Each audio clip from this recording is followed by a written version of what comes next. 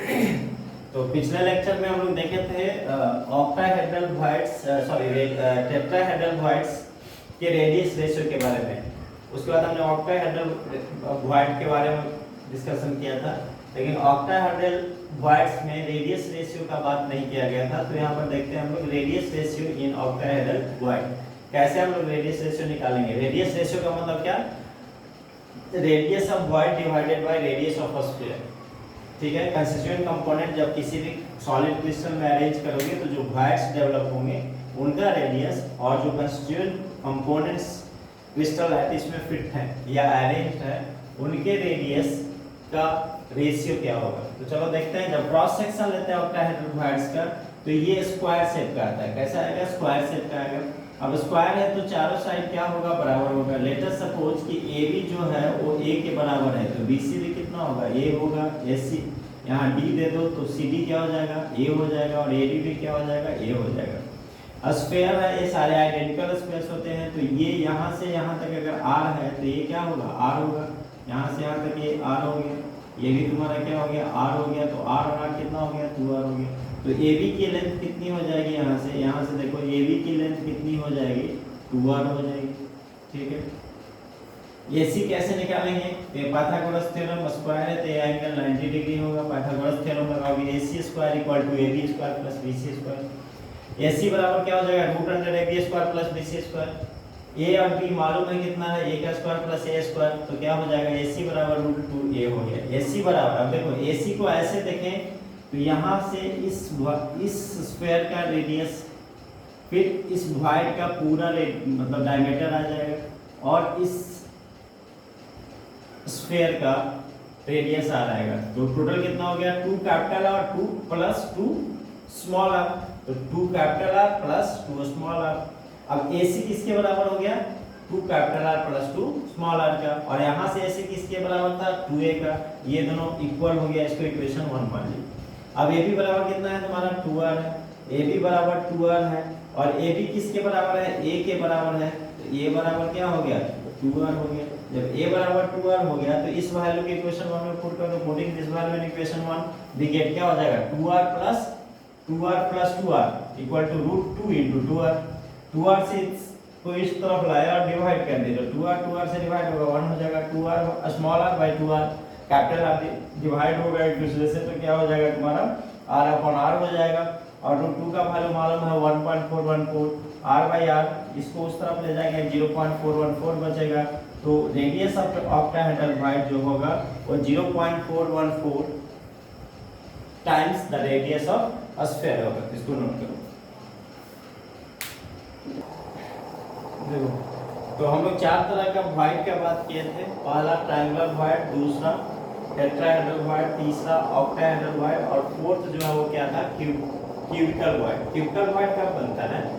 जब relative smaller cations जो है उसमें टेट्राहेड्रल होल्स होगा और टेट्राहेड्रल वॉइड्स होगा, और लार्जर केटायंस जो है वो ऑक्युपाई करेगा ऑक्टाहेड्रल वॉइड्स को।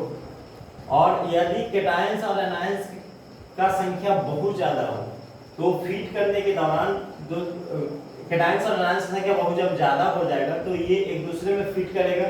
जो फीड करने का मतलब क्रिस्टल लैटिस में जब ऑक्टाहेड्रल टेट्राहेड्रल जो वॉइड्स हैं वो फिट होंगे तो एक नया तरह का शेप डेवलप होगा वॉइड का, जो कैसा हो जाएगा? क्यूबिकल हो जाएगा। क्यूबिकल वॉइड का इस तरह का क्यूब के शेप का होगा।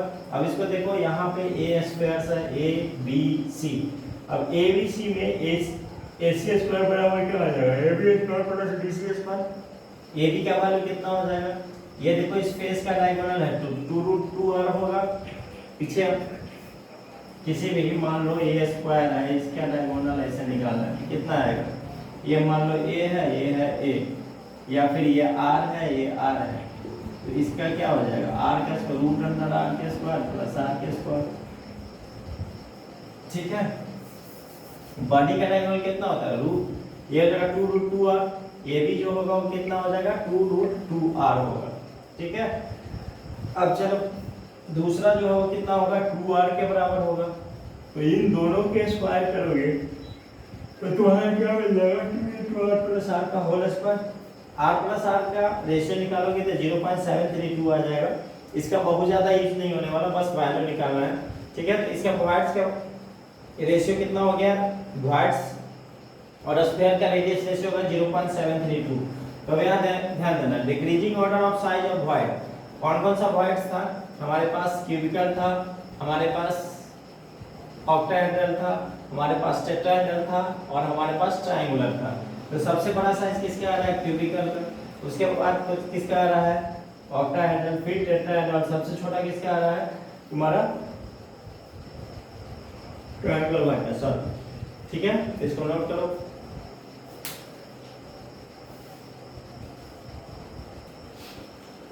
देखो अब ऑक्टाहेड्रल एंड टेट्राहेड्रल का लोकेशन क्या होगा सॉलिड क्रिस्टल्स में, ये देखेंगे।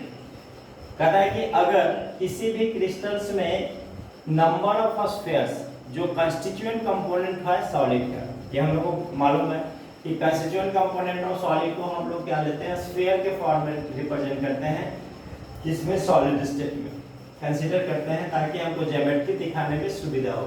और ये सारे के सारे जो स्फीयर्स होते हैं वो आइडेंटिकल इन शेप होते हैं।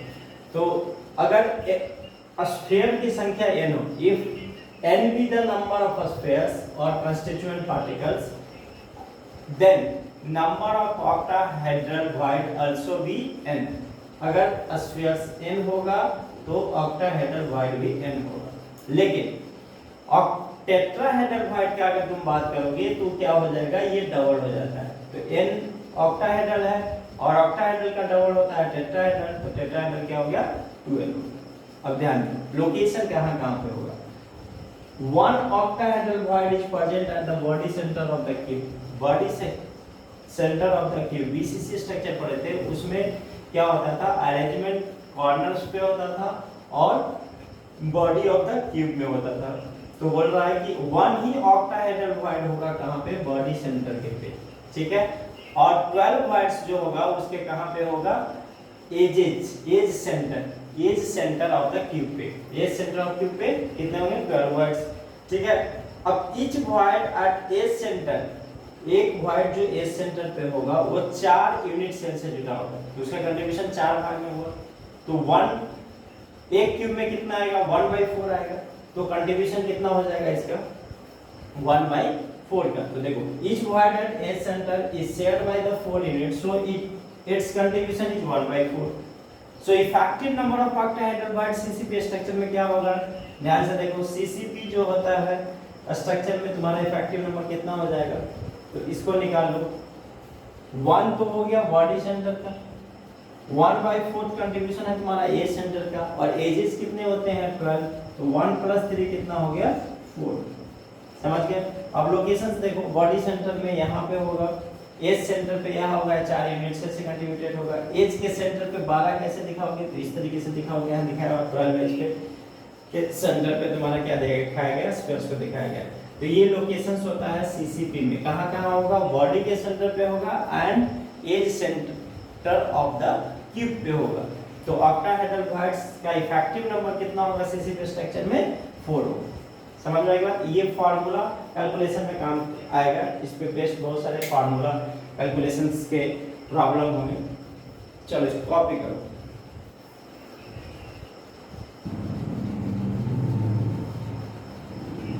हो गया, अब देखो टेट्राहेड्रल वॉइड्स में हम लोग बात कर लिए थे, अभी देखे थे ऑक्टाहेड्रल वॉइड का लोकेशन कहाँ कहाँ होगा। अब टेट्राहेड्रल वॉइड का लोकेशन देखते हैं। Effective number of atoms in FCC unit cell, Z का वैल्यू हम लोग पढ़े थे, क्या होता था, 4 होता था। कैसे आया था, एफसीसी में 1/2 × 6 प्लस एक होता था बॉडी से का कॉर्नर पे, तो कॉर्नर पे क्या होता था 1/8 × 8 प्लस 1/2 × 6 करते थे, तो 1 + 3 कितना आ गया था 4, जो हम लोग पीछे के लेक्चर में कर चुके हैं। अब देखो नंबर ऑफ टेट्राहेड्रल वॉइड कितना हो जाएगा, 12 हो जाएगा।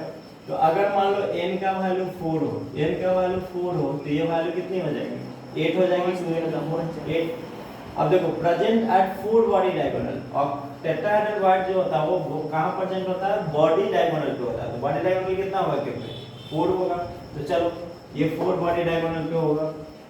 The CCP structure total number of voids per unit cell कितना हो जाएगा, 4 हो गया तुम्हारा ऑक्टाहेड्रल वॉइड, और इसका डबल क्या हो जाएगा टेट्राहेड्रल, 8 कितने हो गए टोटल 12 हो गए। अब इस पे एक क्वेश्चन है, ध्यान देना।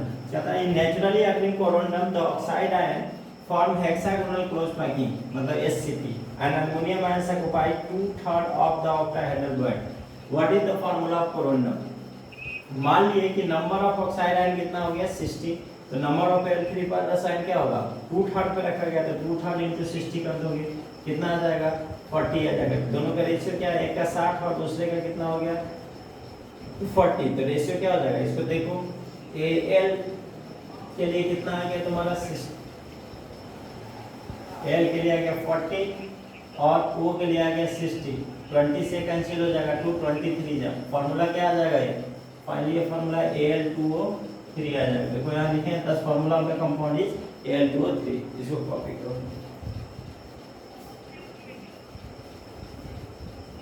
अरे हो गया बंद करो इसको।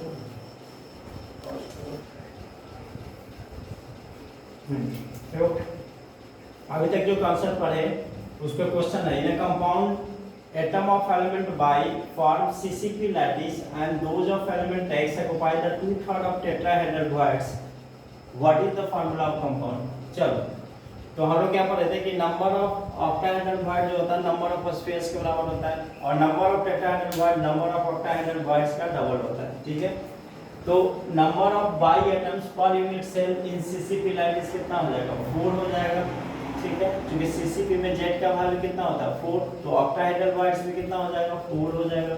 तो number of tetrahedral voids occupy by X कितना है 2/3 ऑफ टेट्राहेड्रल वॉइड, ये तो हो जाएगा octahedral void 2/3 of tetrahedral void कितना, इसका डबल 4 का डबल 8 हो गया, इसको सॉल्व करोगे 16/3 आ जाएगा। नंबर ऑफ टेट्राहेड्रल वॉइड कितना है 8 है, तो फार्मूला ऑफ कंपाउंड क्या आ जाएगा x 16/3 और y के लिए 4, ठीक है। तो क्या हो गया x 16/12, 4 इसमें कॉमन है x 4/3 आ जाएगा, ठीक है।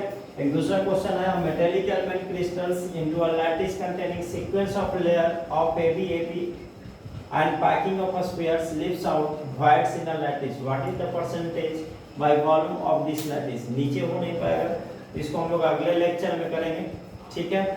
उसके बाद हम लोग पैकिंग एफिशिएंसी नेक्स्ट लेक्चर में करेंगे। तो आप लोग ध्यान से इसको पढ़ो और कमेंट लाइक और ज़्यादा से ज़्यादा लोगों को शेयर करो, जो भी दिक्कत आ रही है उससे संबंधित कमेंट करो ताकि हम उन दिक्कत को तुम लोग को वापस से करवा सकें, ठीक है। तो